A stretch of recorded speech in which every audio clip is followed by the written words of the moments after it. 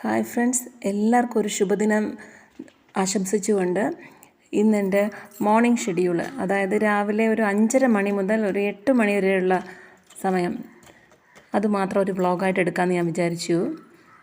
ഇപ്പോൾ ഇതാ മണി 5:30 കഴിഞ്ഞിട്ടുണ്ട്.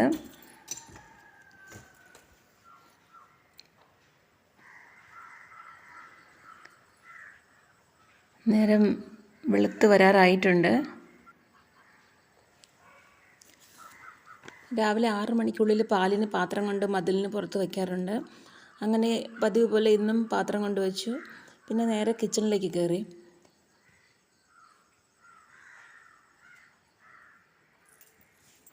പൊതുവെ പാൽ ചായ കുടിക്കുന്ന പതിവ് എനിക്കും ഹസ്ബൻഡിനും ഇവിടെ ഇല്ല. നമ്മൾ കരിപ്പട്ടി കാപ്പിയോ അല്ലെങ്കിൽ ചൂടുവെള്ളത്തിൽ ഇഞ്ചിച്ചാറും തേനും മാത്രമെങ്കിലും ഇട്ട് കുടിക്കാറുണ്ട്. ഇന്ന് എനിക്ക് മാത്രമേ ചായ ഇടുന്നുള്ളൂ, ഹസ്ബൻഡ് ഇവിടെ ഇല്ല. എൻ്റെ ടീക്ക് വേണ്ടി ഞാൻ ചേർക്കാറുള്ളത് ഒരു കഷ്ണം ഇഞ്ചി, ഒരു ഗ്രാമ്പ്, ഒരു ചെറിയ കഷ്ണം പട്ട, പിന്നെ ഒരു 1/4 സ്പൂണ് ജീരകം. ഇതെല്ലാം നന്നായി ചതച്ച് ഈ വെള്ളത്തിൽ ചേർത്ത് തിളപ്പിച്ച് കുടിക്കും. ഇതിൽ കരിപ്പട്ടി വേണമെങ്കിൽ 1 സ്പൂൺ കരിപ്പട്ടി ഇടാം, ഇല്ലെങ്കിൽ 1 സ്പൂൺ ഹണി ഒഴിച്ചാലും മതിയാവും. ഏതായാലും നല്ല ടേസ്റ്റ് ആയിരിക്കും. ഹണി ഒഴിക്കുമ്പോൾ അത് തിളച്ചുകൊണ്ടിരിക്കുന്ന സമയത്ത് ഒഴിക്കാൻ പാടില്ല. വെള്ളം അല്പം ആറിയതിന് ശേഷം ഹണി ഒഴിക്കുക. അങ്ങനെ എൻ്റെ ടീ റെഡിയായി. ഞാൻ ടീ കുടിച്ചു. പിന്നെ മോളെ ഉണർത്തിയില്ല, അവളിതുവരെ എണീറ്റിട്ടില്ല. അവളെ ഉണർത്തണം.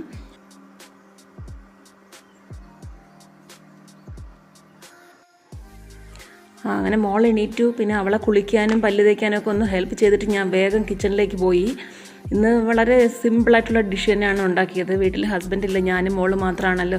അത് കാരണം ഒരു കോവയ്ക്ക മെഴുക്കുരട്ടിയും പിന്നെ ഒരു ലെമൺ റൈസും, അത്ര തന്നെയാണ്. Very simple. പിന്നെ രാവിലെ മോൾക്കൊരു ദോശയും ഒരു മുട്ട വേവിച്ചതും കൊടുക്കാമെന്ന് വിചാരിച്ചു. സോ പെട്ടെന്ന് കാര്യങ്ങൾ നടക്കുമല്ലോ.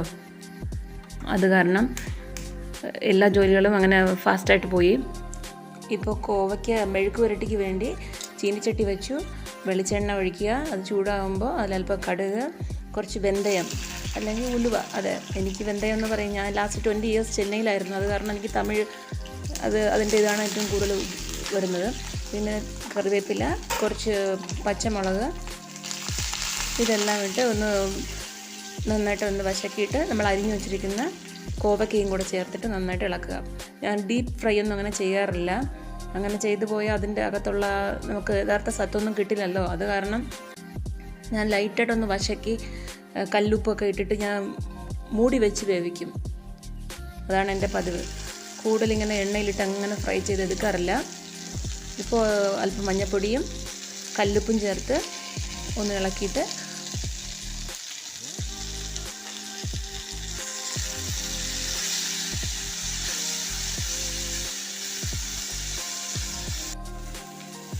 അതേസമയം മുട്ട നന്നായിട്ട് വെന്ത് കിട്ടി.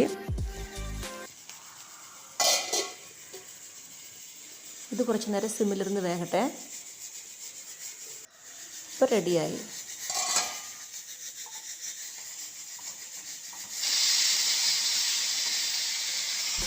ഇത് ഞാൻ വേറെ പാത്രത്തിലോട്ട് മാറ്റുകയാണ്.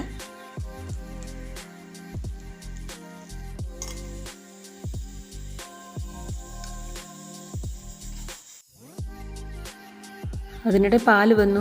പിന്നെ പാല് കാച്ചി മോൾക്ക് ചായ കൊടുക്കണം. മോള് ചായയാണ് കേൾക്കാറുള്ളത്, അത് ഞാൻ കൊടുക്കാറില്ല. പിന്നെ പാല് കാച്ചി അതിൽ ഇങ്ങനെ കരിപ്പട്ടി ഇടുമ്പോൾ ചായയുടെ കളർ വരുമല്ലോ. അപ്പോൾ ഇത് തന്നെയാണ് ചായ എന്ന് പറഞ്ഞ് ഞങ്ങൾ കൊടുക്കാറുണ്ട്. അങ്ങനെ പറ്റിച്ചുകൊണ്ടിരിക്കുകയാണ്. ഇവിടെ കൂടുതൽ ആരും ചായ, ഞങ്ങൾ വീട്ടിൽ 4 പേരാണ്, അങ്ങനെ അധികം ചായ കുടിക്കാറില്ല. അപ്പോൾ അവൾക്കുള്ള ചായ റെഡിയായി.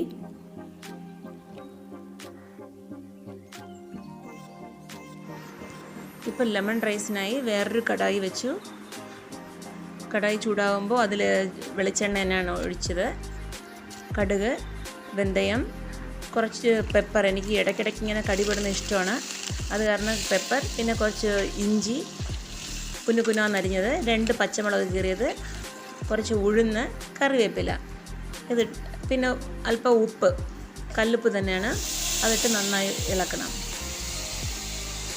ഇപ്പോൾ സ്റ്റൗ ഓഫ് ചെയ്തതിന് ശേഷം ലെമൺ പിഴിഞ്ഞൊഴിക്കണം. എനിക്കിവിടെ പാതി ലെമൺ തന്നെ ആയിട്ടുള്ളൂ. ഇപ്പോൾ ആവശ്യത്തിന് മഞ്ഞൾപ്പൊടി, കായപ്പൊടി ചേർത്ത് നന്നായിട്ടൊന്ന് ഇളക്കുക.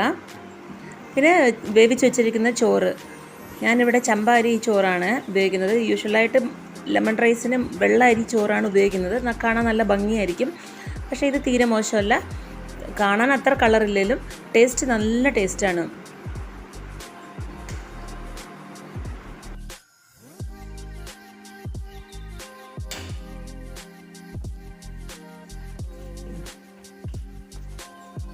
നല്ല മണമാണ്, നല്ല ടേസ്റ്റുമാണ്. ഇത് മോൾക്കും വളരെ ഇഷ്ടമാണ്. മോൾ ഡെയിലി കേർഡ് റൈസ് എന്നാണ് ചോദിക്കാറുള്ളത്. പക്ഷേ ഇന്നൊരു വെറൈറ്റി ആയിട്ട് ലെമൺ റൈസ് കൊടുക്കാം എന്ന് വിചാരിച്ചു. അപ്പം അങ്ങനെ എല്ലാം സിമ്പിളായി.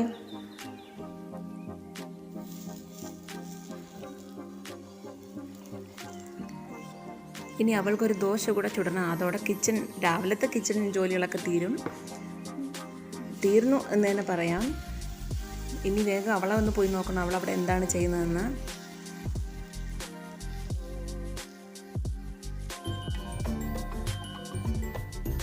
പിന്നെ അല്പം നെയ്യ് ഒഴിക്കുന്നത് അവൾക്ക് ഭയങ്കര ഇഷ്ടമാണ്. ഇത് ഞാൻ വീട്ടിൽ തന്നെ ഉണ്ടാക്കുന്ന നെയ്യാണ്. എനിക്കിവിടെ കിട്ടുന്ന പാല് നല്ല പാലാണ്. അപ്പോൾ അതിന് നെയ്യും നല്ല മണം, നല്ല കളർ കണ്ടാലേ അറിയില്ലേ.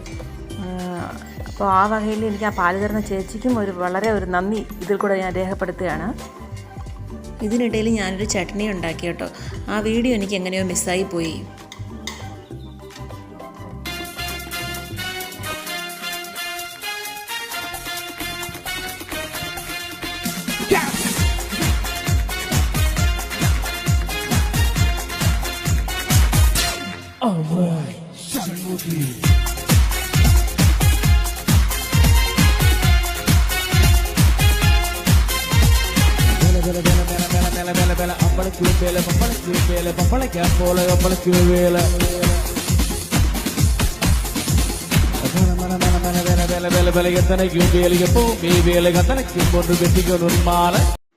അങ്ങനെ റെഡിയായി പുറത്തിറങ്ങിയപ്പോൾ ആകാശം നോക്കിയപ്പോൾ നല്ല ഭംഗിയാണ്. പിന്നെ അതും കൂടെ ഒന്ന് വീഡിയോയിൽ പകർത്താമെന്ന് വിചാരിച്ചു. സ്കൂൾ വാൻ വന്ന് വീടിൻ്റെ മുറ്റത്ത് വരില്ല. 300 മീറ്റർ നടന്നു പോകുന്ന ദൂരേ ഉള്ളൂ മെയിൻ റോഡിലേക്ക്. പിന്നെ നമ്മളന്ന് 2 വീലർ എടുത്തുകൊണ്ട് പോയി. അവിടെ പോയത് അവളുടെ സ്കൂൾ വാൻ വന്നു. പിന്നെ അതൊന്നും എനിക്ക് വീഡിയോയിൽ എടുക്കാൻ സാധിച്ചില്ല. അങ്ങനെ രാവിലത്തെ പരിപാടികളൊക്കെ കഴിഞ്ഞു. വീണ്ടും വിശേഷങ്ങളുമായി അടുത്ത വീഡിയോയിൽ കാണാൻ വരെ. ബൈ.